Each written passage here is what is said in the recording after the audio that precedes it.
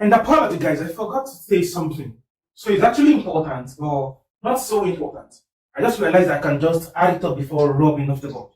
The point is, if you take a look at this whole process, you will realize that anemia is running between two main things. The first one is actually, let me put it here. So, etiology of anemia is running between two things.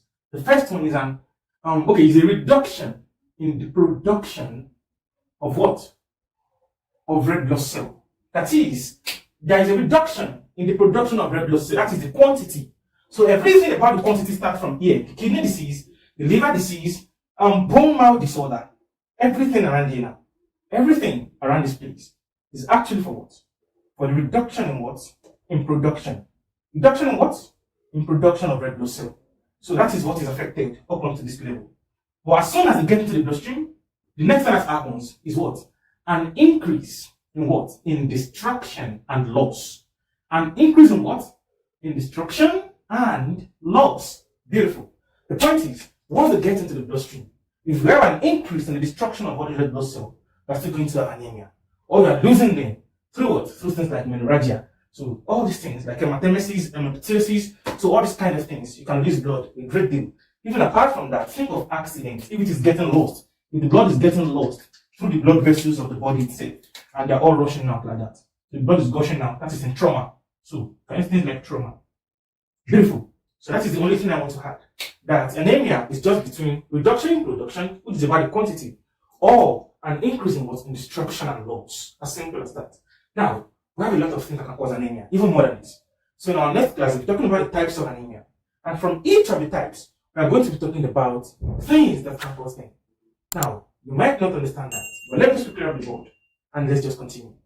Hi guys. Yeah, welcome back. So, let's start talking about the types of anemia. Now, the point is we have different types of anemia, and I'm not going to start listing them for you. The point is to pick one after the other. We have things like Iron-Deficiency Anemia. We have things like vitamin B12 deficiency or pernicious anemia. We have sickle cell anemia itself. So we have lots of anemia, a lot of anemia. So the point is, let's start with the most common one, which is the iron-deficiency anemia. So iron-deficiency anemia. Iron-deficiency anemia.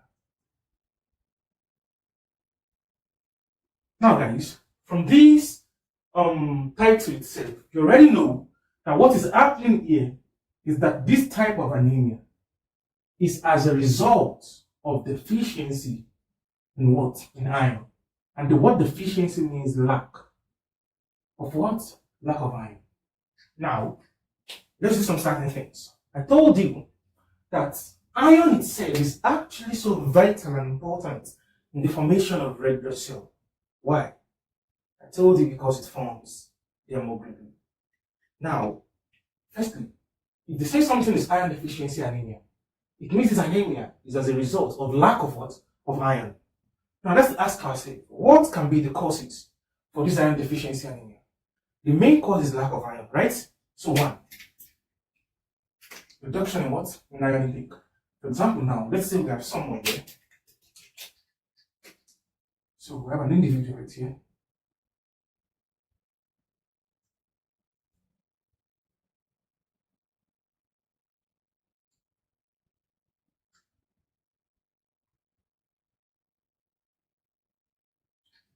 Now, this person is meant to be taking in what? Iron. Now, the point is that if this person takes in iron, for example, now, the iron is going to pass through the mouth. And from the mouth, it goes straight down into what now? Into the stomach. And from the stomach, it goes into the what? Into the small intestine. So let's assume this is the stomach. And this is the small intestine. Now guys, what you have to understand is that this person can suffer from iron deficiency anemia. This person can lack iron by not taking in adequate amounts. And that is the first cause of what? Of anemia. A reduction in the intake of anemia. A reduction in the what? In the intake. Reduction in intake. Of what? Of iron. So you can get iron from things like vegetables and some certain meats actually. So the point is, if you are not taking in those dietary requirements to get iron, you can actually have a lack of iron, a deficiency in iron within your body. And then there will be nothing to form the what? To form the hemoglobin within the red blood cell. Cool. After that, what next? Let's assume that this iron gets into the what? Into the body. You see, when iron gets into the what? When iron passes through the esophagus and gets into the what? Into the stomach, some things happens to iron. You see, this iron, it cannot be absorbed by what? By the intestine. This intestine, that means this intestine cannot get it down into the what? Into the blood stream. But the question is why? It is because it is not really soluble. Now, what is the meaning of that? When we say soluble, we used to have issues with the meaning of soluble. But here, let me give you an illustration to understand what soluble might mean. Now, I do not know whether you are still using that method to now, because I don't used to take PAP anymore. So it's not me alone, generally the word. Take custard instead. But during those times, our mothers, whenever they're actually trying to make this PAP, they take the maize, so they soak it. When it's soft, they take it down to the grinding machine, they grind it. After grinding it, they bring it back. Now remember, that's grinded maize. Is it used to be thick, or it's used to be so diluted? So it's going to be very thick. And whenever they want to sheave it with that sheaving cloth, what do? They're going to add more water to that what? To that grinded maize. To make it what? To make it watery. Why? If they only dip their hand into the grinded maize and just put it inside the what? And put it inside the sheaving cloth, obviously, the sheave will not be able to extract anything. But when they pour water into it, it's what? It allows for the what? For the real pap that we need to come down. And the remaining shaft is going to be poured somewhere else. I hope you understand that process. So the point I'm trying to make here right now is that the process of pouring water into it is making it soluble enough to pass through the sieve underneath. Now the point is that, you see this F3+, which is your iron that you're consuming, it is what? It is not soluble to the wall of the small intestine. The wall of the small intestine here is the sheath. Now, before this Fe3 can be absorbed from this intestine straight into the bloodstream, we need a cell right here. And that cell is called parietal cell of the stomach. Parietal what? Parietal cell of the stomach. What the parietal cell of the stomach does is that it releases something called HCl. And HCl is hydrochloric acid. So what about this hydrochloric acid? Hydrochloric acid is going to act on this Fe3+, and it is going to convert it into a soluble form, which is Fe2+. As simple as that. So the point is that this Fe2+ is going to find its way to the small intestine, majorly the duodenum. So duodenum. And we have some cells there that have some kind of transporters. I don't want to be disturbing you. So the name of the transporters, if you are interested, is actually called the divalent metal transporter type 1. If you're interested, that is the meaning. That is the name of this transporter. But it's really not important for now. So the point is that this DMT, called the divalent metal transporter type 1, what they do is they absorb this Fe2+ and bring it down into the what? Into the bloodstream. I always mean, guys, we have a lot of processes down here too. I just do not want to disturb you so much. We're talking about the conversion to ferritin and the likes, but you don't have to stress yourself for that for now. You can actually read up personally to gain that kind of knowledge. But no one is going to disturb you so much for now concerning this. This is just a preliminary stage into what? Into deep pathophysiology and anatomy and physiology itself. So now back to where I'm coming from. The point is, if you are not taking adequate iron, so that is reduction in intake of what of iron, that can cause iron-deficiency anemia. And the point again is that even if you are taking adequate iron, the point is the parietal cell is going to release what? HCl to convert that iron into what? Into a soluble form. A soluble what? A soluble form. And the soluble form is going to be what? Is going to be transported into the bloodstream. Now imagine that you are taking in a high level of what? Of Fe3+, your iron normally. But in the stomach, something has destroyed this what? This parietal cells. If this parietal cell has been destroyed, what is going to release HCl? Nothing. So there's not going to be any HCl. And no HCl will act on this Fe3+. And if HCl is not actually acting on Fe3+, the Fe3+ will not become what? A soluble one, and it will not be able to be absorbed down into the what? Into the bloodstream. As simple as that. And if there is no Fe2+ in the bloodstream, it means there is no iron to form hemoglobin. That means you can suffer from what? From iron-deficiency anemia. Now the question is, what kind of disease can cause a destruction of the pre-beta cell. Those are autoimmune disorders. Auto what? Autoimmune disorders. And what is the meaning of autoimmune disorders? Autoimmune disorders are the kind of disorders where the cells of the bodies do not recognize themselves again and they destroy one another. So the fighting cells of the body are going to be destroying the beta cells, not recognizing that the beta cell belongs to the what? To the person's body as well. Now, that being the case, what is this thing telling you? Tell me, if you have HCl inside the stomach, is that an increase in acidity or a decrease in acidity? If you have HCl in your stomach, it is going to increase your acidity. Increase what? Increase acidity. So which means anyone with a reduced gastric acidity cannot convert iron into a soluble form. And if they cannot convert iron into a soluble form, it means they will never be able to get it absorbed into the small intestine. And they will not have it in the bloodstream as well. So the point is that another cause of iron-deficiency anemia after two autoimmune disorder now. After the autoimmune disease, another thing is what? A reduction in gastric acidity. Reduction in what? In gastric acidity. Cool. Now, guys, you see, some people will disturb you using pH instead of what? Instead of acidity. You should know that when there is a reduced acidity, as in when there is a reduced pH, that means increase in acidity. But when there is an increased pH, that's a reduction in acidity because that tips toward alkalinity. If you do not understand, just draw a pH scale down and think of when it increases, what do you have? Increase or reduction in acidity? You get your answer. Down on the side, guys. So, what next? Now, the next thing is that if this guy successfully gets out into the what? Into the small intestine, let's assume that we have the what? We have a good intake. Cool. The person has a good acidity and F2 is being converted to what? So F2. Beautiful. F2 is right here now, guys. So, as in this iron water, F2 plus is here to get absorbed through the what? The walls of the small intestine, right? So, the point is, imagine that this guy is suffering from a disease condition called Crohn's disease. I told you about Crohn's disease. All these walls are going to be what? Are going to be inflamed and destroyed, perforated. So the point is there will be nothing. There will be no DMT channel. So the divalent metatransporter type 1 will not be taken. And there is not going to be a way for Fe to get into the what? To get into the bloodstream. As simple as that. So things like Crohn's disease. Crohn's what? Crohn's disease can cause iron deficiency what? Iron deficiency anemia. Because once you do not have iron, you are not going to be able to make a good hemoglobin. As simple as that, guys. Now, we still have some other causes or predisposing factors.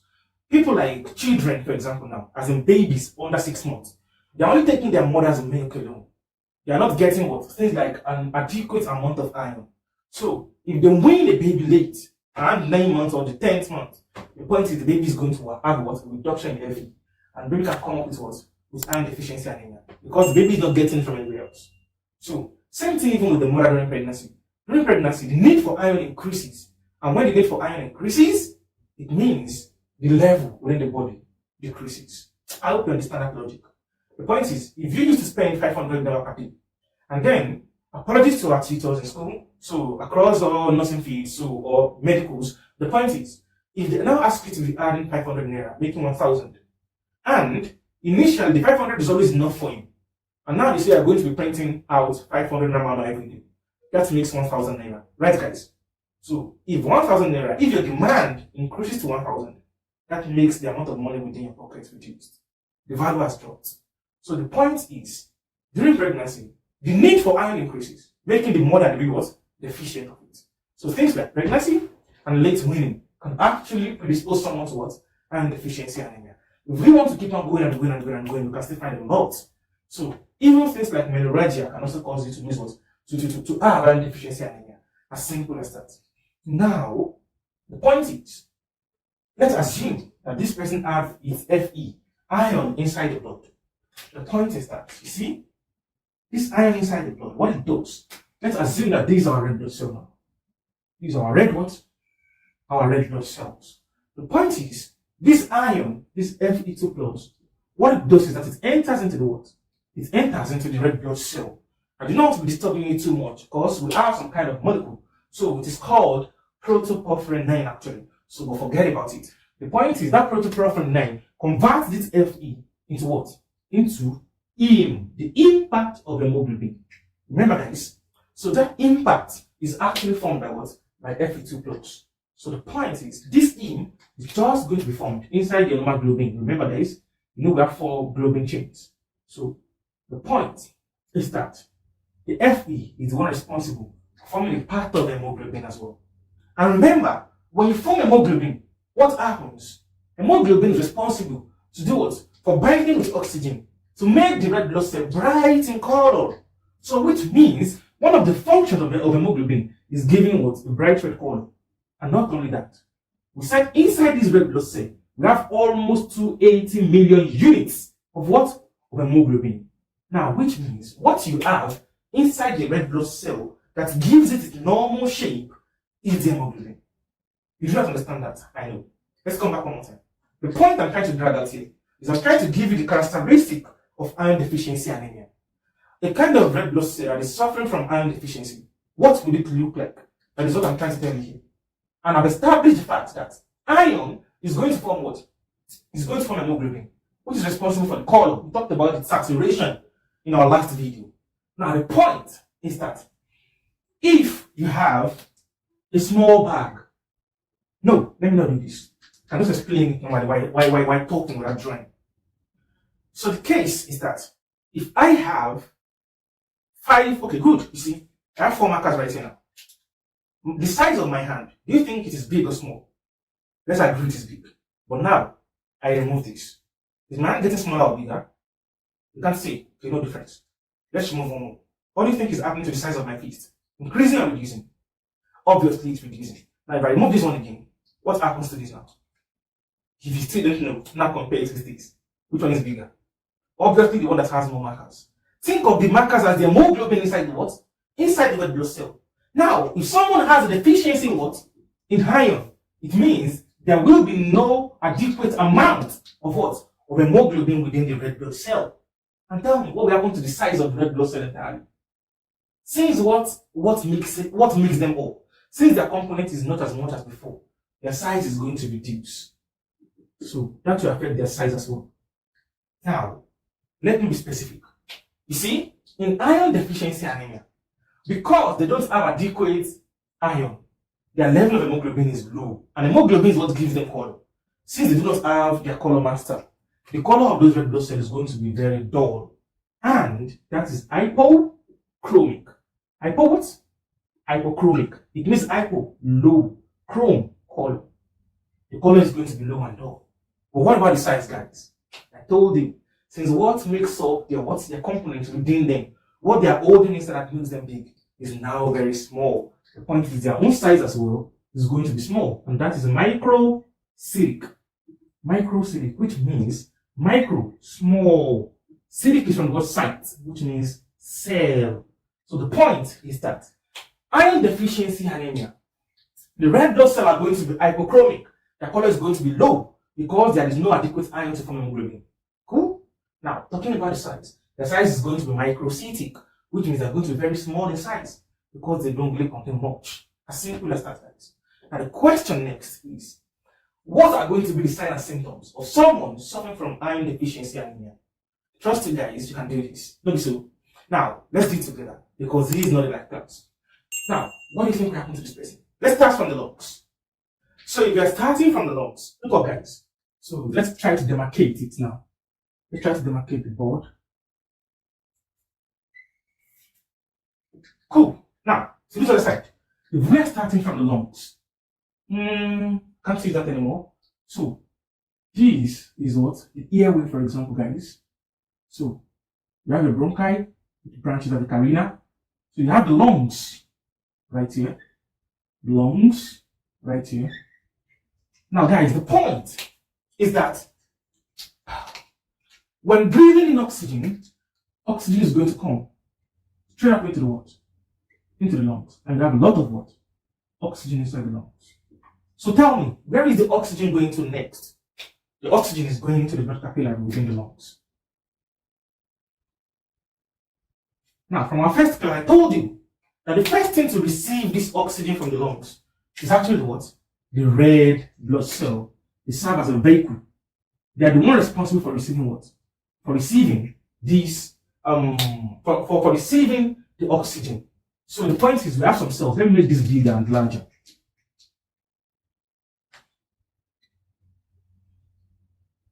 So we said we have some cells right here.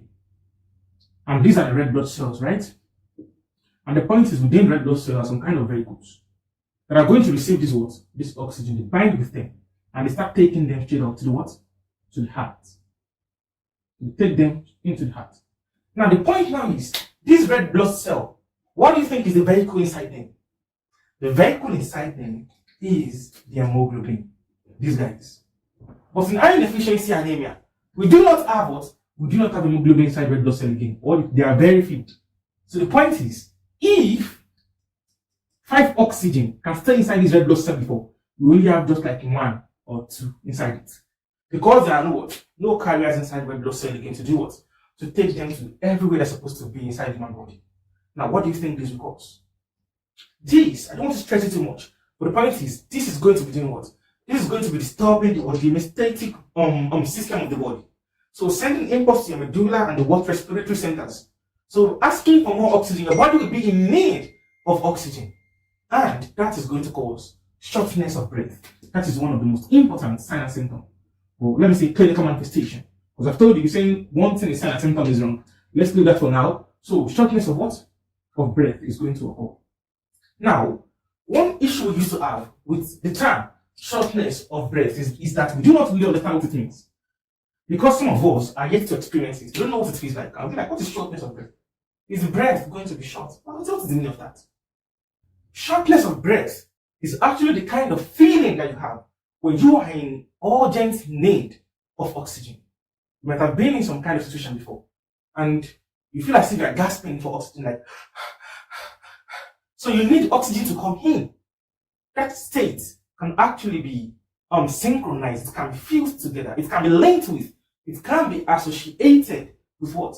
With shortness of breath. The point is, when you're in need of oxygen inside yourself, and you start panting like, that is shortness of breath. So the point is that, you can relate it with this. You have a lot of oxygen inside your lungs, but your body is not picking them up. And your sense, your brain is thinking, you are not breathing enough. And that is why you're doing all these things like, as if there's no breath to draw in again. So, that is what shortness of breath means. The point is, since the person is suffering from Iron-Deficiency Anemia, which reduces the carrier of oxygen within the red blood cells, which are the hemoglobin. So the person is going to suffer from what? From shortness of breath. As simple as that, guys. Now, the point is, now, this is a reduction in oxygen capacity, right? Good. Now, with this kind of red blood cell, they roll down into the heart. And the heart starts pumping them out. And they're trying to deliver the oxygen to different what? To different tissues and different organs. The heart itself, or let me say, I didn't want to disturb with hemostasis so much. The point is due to the reduction in oxygen, due to the what? Reduction in the amount of oxygen that the heart is pumping out. Impulses are going to be sent to the brain. And what is the brain going to be doing? The brain will be disturbing the heart to pump faster so that it can release more oxygen. For what? For the body tissues. We've said exactly the same sentence over and over again in class, and I've explained it over and over again in class, so I believe I shouldn't be dwelling much on it. But for the sake of our strangers watching, the point is that the heart is meant to be pumping, let's say, for example, 100 oxygen to all the body tissues to survive. But now, this red blood cell is just taking 20 to the heart, and the heart is pumping at 20. What do you think the heart will want to do? The heart will think it is not pumping fast enough. So, the heart will increase its beating activity, thinking that oxygen is going to be what? Is going to be getting to the rest of the body tissues like that. So, you can just think of it that way, although a mechanism surrounds that. So, just for the sake of our strangers to understand this for now. Now, the point is that because the heart is beating so fast to meet the body need, that causes a new what? A new clinical manifestation called tachycardia. You know what that means, no stress. But the point is, tachy means fast, and card is the action or the beating of the heart. So when the heart starts palpitating so fast, so we call that what? Tachycardia. Simple as that. Now, another thing is that oxygen normally, student of nutrition, student of digestive system, you know that the oxygen is going to one of the main body parts, which are the what? The muscle tissues. The what? The muscle tissues. The oxygen is going to what? To part of the body called the muscle tissues as well. The muscle what? The muscle tissues. So the point is that inside the muscle tissues, you have some what important nutrients there called the glucose. And this glucose is responsible for turning into energy. But glucose will not turn into energy until it reacts with something like oxygen. And that is when it forms things like ATP. But I don't want to be giving you big chemical equation. Just think of the fact that glucose reacts with oxygen to form what? To form energy. And now the point is that when there is no adequate oxygen, or there is a reduction or total absence of oxygen, do you think glucose will be able to turn to energy? No! And when glucose cannot become energy, what is the opposite of being energetic? Fatigue. As simple as that. And that gives you what? Another clinical manifestation. Fatigue. As simple as that. So, no longer. So if we want to go on and on and on, for the clinical manifestations, we're still going to talk about a lot of things. So another thing that is important is that since oxygen is not getting to what? To all the body tissues in the adequate amount, things like general body weakness can come in, although that goes in line with something like fatigue. Now the point is, someone who is always fatigued, always tired, do you think the person will have tolerance for exercise? Obviously not. So activity intolerance can actually come in there as well as a clinical manifestation. When they just run a little bit like this, they're tired. Because their glucose within their muscles that is supposed to be producing energy is not producing it. And then the oxygen they need to breathe in is not getting into their blood adequately or sufficiently. As simple as that. So we can go on and on and on and on. The point is we have a long way to go. So that is all you have to know for now about iron deficiency anemia. And I want to believe you understand it, at least to some certain extent. As simple as that. So guys, in our next video we talk about vitamin B12 deficiency anemia. Also called the what? The pernicious anemia. So until then guys, I wish you the very best.